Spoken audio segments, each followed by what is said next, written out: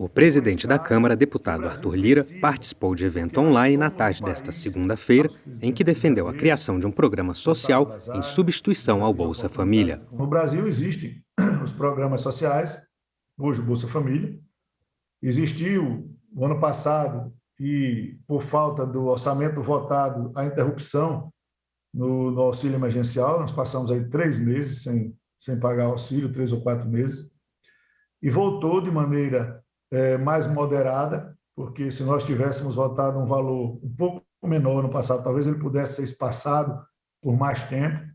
Mas, enfim, são coisas das votações e a gente tem que democraticamente entender. Então, o auxílio deve ficar aí entre julho e agosto.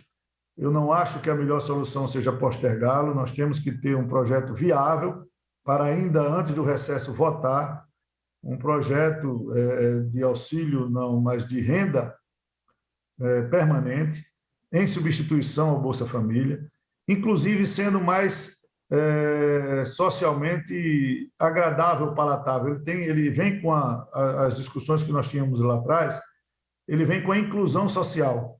E eu explico.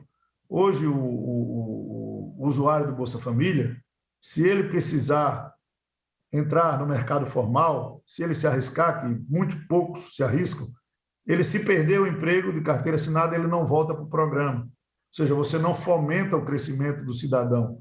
O programa novo ele seria inclusivo. Você poderia fazer com que aquele cidadão que almeja melhorar a sua renda e da sua família, ao entrar no mercado de trabalho com a carteira assinada, se a gente puder desonerada no primeiro mínimo, ele, se perder o emprego, ele volta automaticamente para o programa. Então, ele vai ousar a melhorar a sua renda, a sua capacidade. Na fala inicial, Lira tornou a destacar a importância das reformas estruturantes para garantir a retomada do crescimento e fez uma comparação entre a crise econômica e a crise sanitária que o país atravessa. Em todas essas pandemias, a sanitária, a econômica e a do pessimismo, só existe uma forma de superação. A mesma forma que existe para a superação plena da crise sanitária é a mesma da pandemia econômica, que não pode ser outra a não ser a ciência e as vacinas. No caso, a ciência é a ciência econômica e as vacinas são as reformas e os avanços legislativos e as transformações que advirão delas.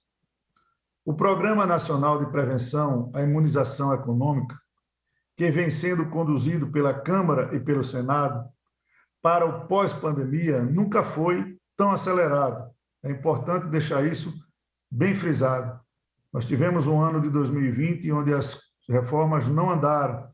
E esse ano de 2021, diversos temas importantes foram aprovados nas nossas casas legislativas e continuarão a ser tratadas, discutidas e, se Deus quiser, aprovadas ainda dentro dessa janela. Para o pós-pandemia, estar junto com o governo é um esforço comum, ao contrário dos que são críticos a essa forma. Estamos abertos a tudo que for para reformar e modernizar o Brasil. Por isso é tão fundamental não andarmos para trás, que nós não voltemos atrás, que nós não tenhamos um retrocesso em consensos que já estão estabelecidos no campo econômico. Quero dizer aos senhores que eu, não somente como presidente da Câmara, mas sempre como parlamentar, como líder do meu partido, muito antes das reformas estarem na moda, quando reformar era quase um insulto neste país, eu já defendia as reformas e já votava nas reformas. Quero fazer parte da transição de um país melhor. Reforma tributária. Não adianta, Fernando, a gente fazer a reforma ideal, porque nesse tamanho que ela se encontra, a gente tem que fazer um pensamento análogo ao que nós fizemos na reforma previdenciária. Se nós fôssemos aprovar, mesmo com ambiente favorável, a reforma previdenciária, constando nela do início estados e municípios, nós não conseguiríamos arregimentar forças políticas para tanto. A pressão menor era de se fazer uma reforma previdenciária federal, depois os estados e municípios viriam, como vieram. A tese do faseamento é mais ou menos por aí, é tirar peso do que é mais difícil, se começar a andar no que é mais fácil, no que é possível, porque a reforma ideal, no nosso ponto de vista, é reforma possível que leve à desburocratização, à simplificação, não é? À segurança jurídica e sem ter aumento de imposto de uma maneira linear. Você vai aumentar ou diminuir ali em algum lugar, mas, no geral, não ter aumento de imposto. Esse é o nosso desafio. Então, tem os temas que são infraconstitucionais, como é a CBS, como pode ser o imposto de renda, pessoa física, jurídica, ou a questão dos dividendos, né? Há a questão do IPI seletivo, há a questão do passaporte tributário e há a questão do imposto digital, que pode ser a última fase ou não das questões infraconstitucionais ou constitucionais, não é? Então, vai depender muito do humor de como as coisas andem daqui para lá. O importante é que essa semana eu terei a última conversa, nós já estabelecemos um acordo com o Senado.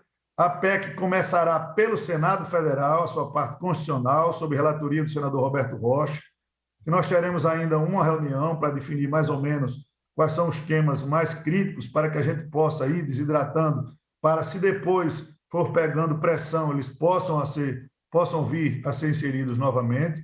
E tem as fases infraconstitucionais, que serão divididas entre Câmara e Senado.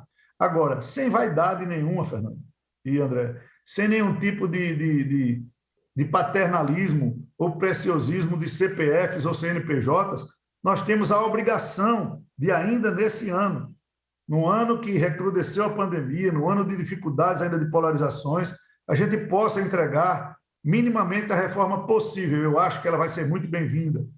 Reforma administrativa.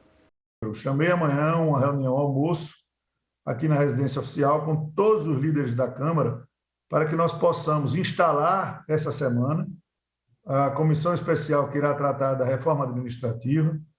Ela será para acertar procedimentos, o efeito será ex nunc, será de agora por diante, para que a gente possa fazer uma discussão clara, reta, plana, de uma modernização, eu posso chamar assim, do sistema administrativo brasileiro. Nós não temos que estar medindo funcionários públicos ou pessoas, nós temos que passar a avaliar o serviço público, se ele está feito no tempo hábil, se ele está feito condizente com o que é gasto, para que o melhor serviço público seja prestado para a população no que for tratado nessa PEC. Se essa reforma administrativa que nós estamos tratando hoje, há 20 anos atrás, quando ela foi proposta e não conseguiu andar, se nós tivéssemos feito há 20 anos atrás essa reforma tratando do futuro, hoje nós estaríamos com o serviço público equacionado, bem equilibrado e dentro de um parâmetro econômico-financeiro e funcional adequado para atender a nossa população.